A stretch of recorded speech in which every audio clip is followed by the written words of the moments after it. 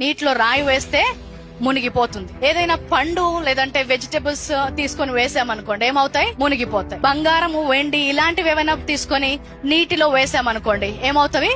మునిగిపోతాయి. అదే ఒక రబ్బర్ బొమ్మను కానీ రబ్బర్ బంతిని కానీ తీసి నీళ్ళలో వేసామనుకోండి ఏమవుతుంది? పైకి తేలుతుంది. అదే నీరు అదే మనిషి వేస్తున్నాడు గాని కొన్నేమో మునిగిపోతున్నాయి, కొన్నేమో తేలుతున్నాయి. ఎక్కడుంది తేడా?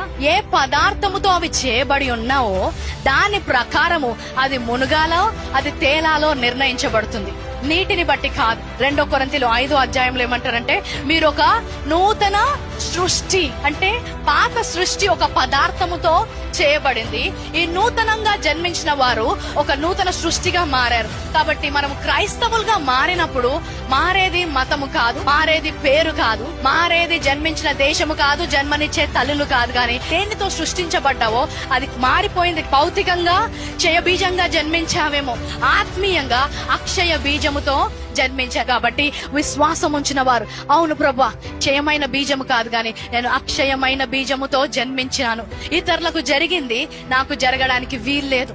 వారు మునిగిపోవచ్చు కానీ నేను మునిగిపోను, ఎందుకంటే నేను తయారు చేయబడ్డ పదార్థము దేవుని యొక్క బలమైన శక్తి గల వాక్యం.